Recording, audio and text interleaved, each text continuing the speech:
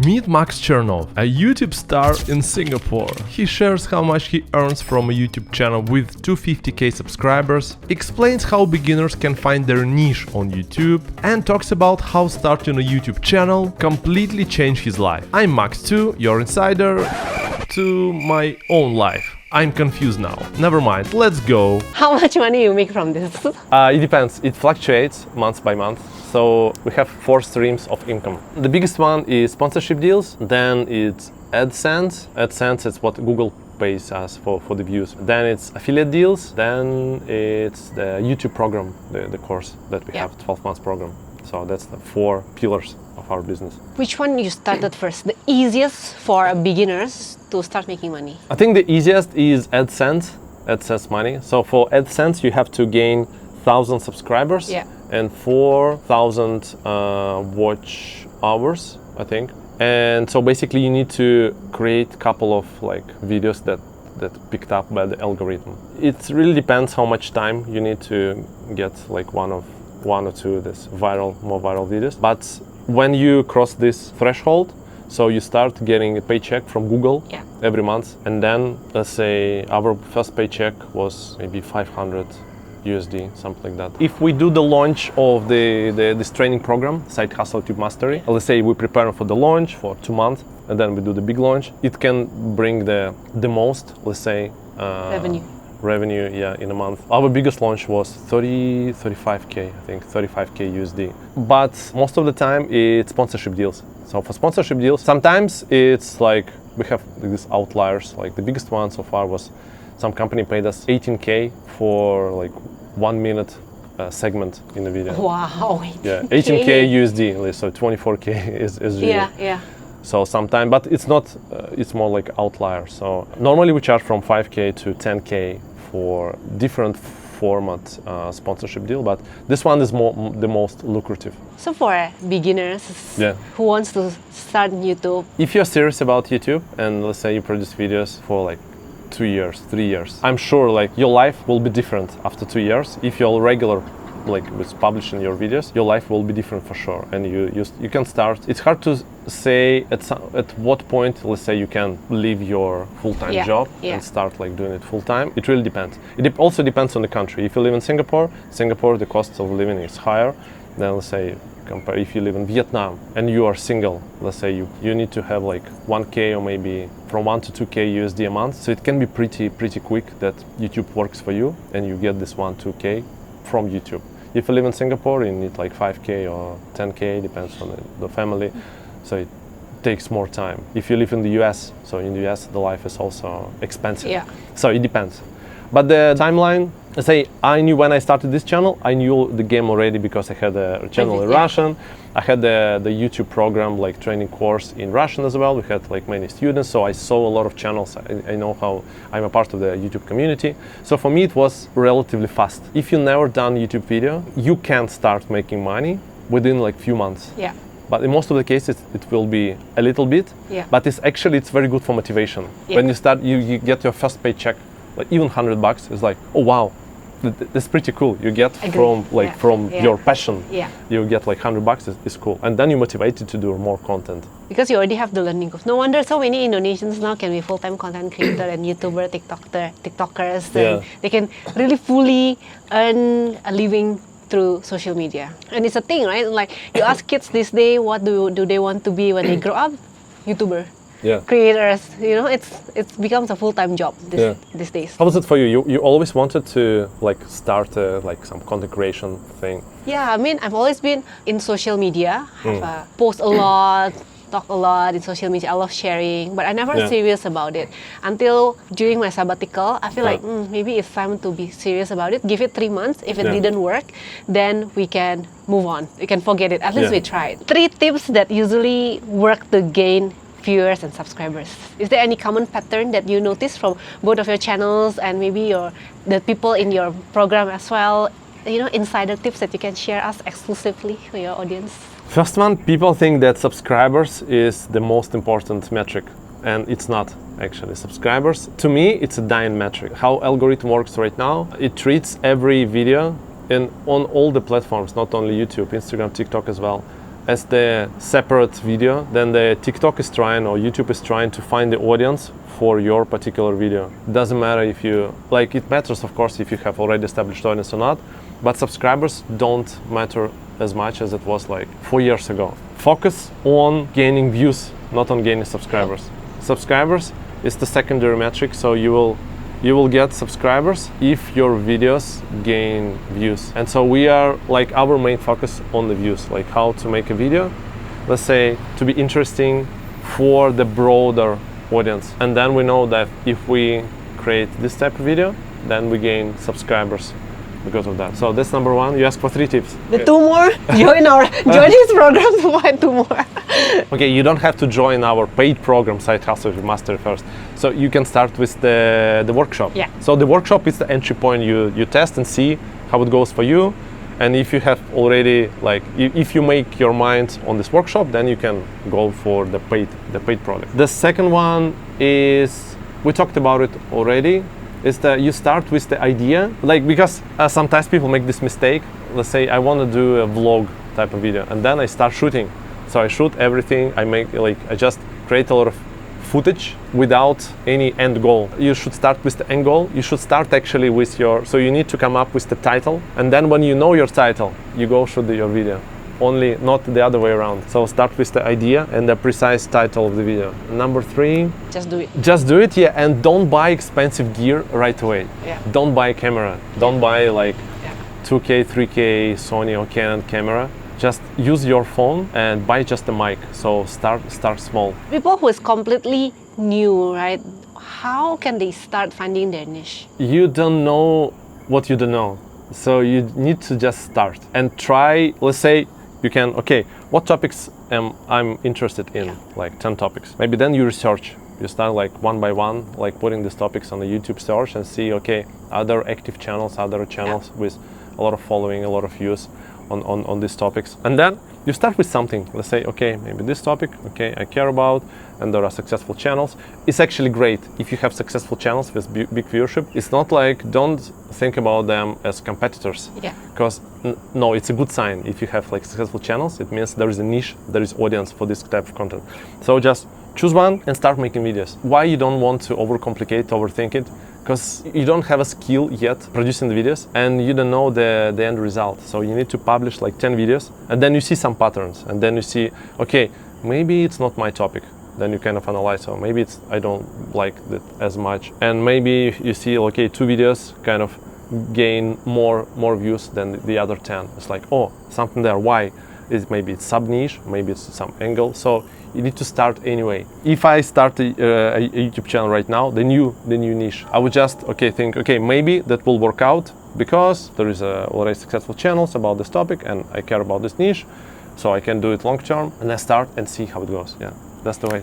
And you mentioned about, you see which one works, right? Yeah. I think that's what people don't really know. We also do analysis of our own contents. That's why analytics, all the social media, they give us fancy, comprehensive data for us to look into as well. Especially YouTube. YouTube give you a lot of data, much more than TikTok and Instagram. Ah, okay. So you can tell why data-driven decisions. Everything, it gives you everything. Yeah. And you're also saying, right, we don't have the skills. Correct. Every beginners don't have the skills. Yeah. Then how? Then how? Okay, you watch some videos. You go to, okay, we have this free online workshop, 3-day workshop. Yeah. So I give you the blueprint. Okay, how to choose the niche, what equipment you need to start, what's the ways of monetization. So it's 3 days, it's for free, so we'll leave a link in description. So basically you get some knowledge first, also watch the videos on YouTube about the topic, and then maybe ask someone. Ask, like, you have friends, like YouTuber friends, you can ask me, like, hey, maybe you guide me how I start. And then you just do it and see how it goes. And then you improve, like, step by step, one by one, piece by piece. It's not like you don't need like a fancy camera at the beginning. You start with the phone, clip mic, and the daylight. Even like now I use just 2 cameras, 2 mics, daylight. That's it. It doesn't have to be expensive to start. No, sometimes it's counterproductive.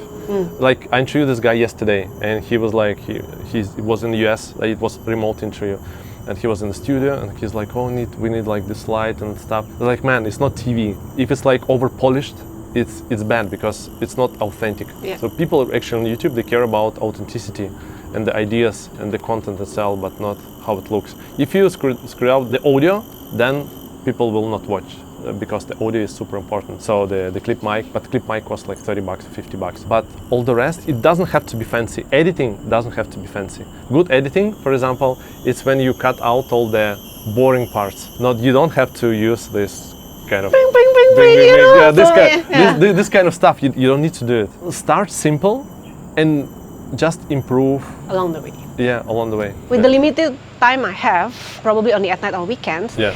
as someone with full-time job, what out of this process that you outlined from the beginning until the end, what can be automated or delegated first? Video editing. Basically, editing, I would suggest to do it yourself at the beginning, just to see how it works. So then it's easier for you to hire a person that can do it for you. And then let's say you start making some money, let's say you start making like 500 bucks from it, like, I don't know, 250 from AdSense and 250 from sponsorship deals, like 1 or 2 times a month, let's say 500 bucks, 700 bucks. You already can hire an editor. Yeah. But then like the good editing, again, you can even use your phone, CapCut or InShot. Yeah. So basically the main thing, like zoom in, zoom out, some background music, cut out all the boring or irrelevant stuff, put the focus on the first 30 seconds of the video, and that's it. You don't need fancy editing. Even for the ideation, ChatGPT helps a lot now. Oh yeah, yeah. I feel I have someone to talk to and banter when I type my ideas in ChatGPT, and Yes. I feel someone is replying me, giving me new angle and perspective. I use that a lot for my ideation as well. We actually, like in this program, Site YouTube Mastery, we teach how to use ChatGPT for ideation actually, and for like creating thumbnail, for creating titles of your video. Yeah. In a video production, right, there is storyline or ideation, idea itself. Yeah. And then there is a good quality of the video itself. Yeah. A fancy camera, mic, clip on. There is also a fancy editing. To start with, which one do you think is the most important? Camera, editing, and Idea.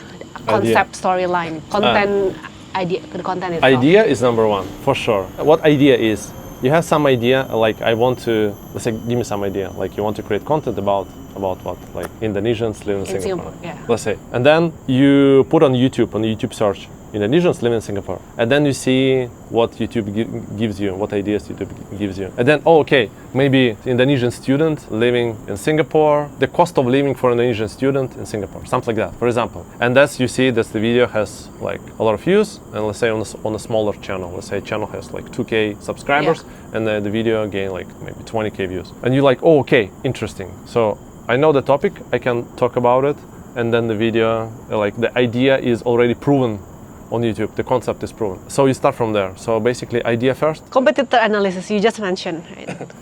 Competitor research. Because when I started in Hong Kong also, I look for other Indonesians living abroad. Yeah. What do they do? Especially there's so many Indonesians living in Japan, US, Singapore, and then the same video concept, they're talking about it, a day in my life, their job. Then maybe I can do it the same in Hong Kong. That's where I actually started. I do my competitor analysis. Exactly, that's the right approach, because sometimes people, they like, it's already like there are a few creators already doing this topic. I don't want to do it because it's already like a lot of companies. Yeah. But it's the other way around. You need to find someone who already doing it, and then kind of you see how they do it, and then you copy. So it shouldn't be a discouragement, like, because what I hear from most of my friends, what should I make content about? You know, there's so many people talk about a day in my life already, or talk about their life living abroad already. Then I don't think people will watch. That's kind of the mentality or mindset they have. But you are saying it's the other way around. If it's the idea is already tried and tested, then actually you should go ahead with it. Then how do you find your specialty, or how can you stand out from the rest? Okay, let's say day in life. Yeah. Day in life of a doctor in Singapore, let's say. And then let's say there is already a content about it with a lot of views, meaning that people want this type of content. So even if you don't innovate and you just copy the idea and do the same, like day in life of doctor in Singapore, there is a high chance that people will want to watch it again, because there is an interest there. But then, because YouTube is not like we don't sell iPhones. It's hard to compete selling iPhones because it's already iPhone. That's it. What you like, different case or what? Like it's already this product. There are like 5 models and that's it. But each of us is individual. And then if like one person does the day of life and then you do a day of life, it will be different day of life. Let's say this person is serious and like mature and you are like funny and like do the jokes. That will be already different. Yeah. Because YouTube is about humans, about like individuals. Yeah. And then because of that, you cannot find your angle just theoretizing, like just thinking about it. You have to try. Yeah, you need to start producing and then you see, okay, people in the comments, they say, or you are Blah, blah, blah. blah, blah, Yeah. blah. Yes, It's like, yes. oh shit, I'm blah, blah, blah. Okay, maybe I use this, my Okay. feature in my next video. Yeah. Yeah. I totally agree with this because as much as I try not to read comment sections, I'm afraid of the comments. But actually, comment section is the source of inspiration and source of ideas. Yeah. It's from what people will ask questions, and from that it's your idea. That's basically answering their questions is your idea. Yeah. So the thing is just you have to start. You mentioned also about this program that you have, right? Yeah. When people sign up, what do they get out of it? Will you help me edit my video? That's the 12 months program. It's called Side Hustle Tube Mastery. 12 months program, 10 modules. So you go in your pace. Like if you want to go slow, okay, you can go fast, also okay. You have a coach from my team. My teammate will guide you through this journey, help you with the assignments. So you do the assignments, you get the feedback on your assignments, and you go step by step, like from ideation, from getting there, from the niche actually. If you don't know your niche, it's like you know your niche, you go get the video ideas, then you start creating content, then you learn how to edit, like do basic editing, or you learn how to hire an editor on freelance, and then you publish the video, and then you learn how to analyze the process. So it's like very well structured, step-by-step program with the full support from my team. So it's like it's a no-brainer if you wanna like start this game. And it's a 12 months program, so for the whole 12 months you have the support. But again, if you want to try, you start with the like free workshop. It's 3 days. I give a lot of value there, a lot of actually useful information. So you start with the workshop, you see how it works. You can even like we have this guide, PDF guide. It's like I think 30-40 pages guide. Wow. How to make your first $1,000 on YouTube. So you can download this guide. It's also for free. You need to start learning and then you go deeper and deeper. But that's how it works with everything. If you start dating someone, it's not like you get married like on the second day, right? You kind of understand how it works, dynamics, maybe this person not for you, then you try someone else. Very good analogy. Yeah, and it's with everything. If you want to learn investing, also it's not like I buy like real estate, industrial real estate for $1 million like right away. You know, you go like step by step, learn how it works. And it's also, some people say, okay, I want to try it first myself. I don't need any help. I started doing it myself, and then I see how. Yeah, see how. That's okay. You can do it, but the problem is, sometimes I see the channels. They're very consistent for 2 years. They're creating content, but the content sucks, or the packaging sucks. The titles and the thumbnails, but people are very consistent making not working thumbnails that people would never click on that thumbnails. So it actually makes sense not to lose not only money but not to lose time. I see. Yeah, go study how this works. Yeah. And then it's much easier and it's much faster for you. So for people who are still hesitate like me, convince us by sharing the benefits or the fun stuffs that you experience as a content creator. Sure. Okay. Tell me what gives you, like you do Instagram and TikTok. Yeah. Okay. First of all, what's your Instagram? How we can find you? Hey Mikmak. Okay. The second one, what gives you this side hustle that you do? Why are you doing it? What, like, I don't know, people you met through this? Why are you doing it? I met amazing people through this, fellow Indonesians, especially. I'm new here in Singapore, so this is, like you said, it's opened so many doors, meet so many new people. I think I wouldn't be here interviewing you if I didn't start my content platform back then, like a year ago. And second, like you said, I think it brings values. There's a demand to it, like people who benefit or learn something. You know, one thing, two things, I cannot be sure, but learn from my content, and that makes me happy already. I think that's a instant gratification faster than I get in my day-to-day job. Because my day-to-day, in my full-time job, I only get end of year performance review. Here, I get like Shorter cycle. I see, I can see what works, what doesn't work, tweak, change. So it also gives excitement.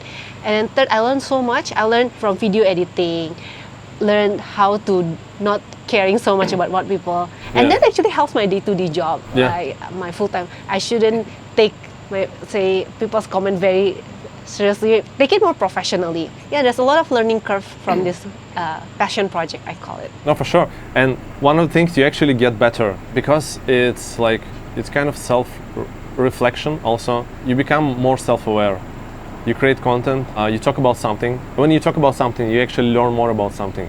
It's like learning through giving this content to other people. So basically, you're getting more experienced you get more expertise in what you're doing, in your topic. Then you kind of self-aware more because you create something and then you see the feedback from real people. And then you kind of understand what's your strongest trait, what's your features. Also, public speaking.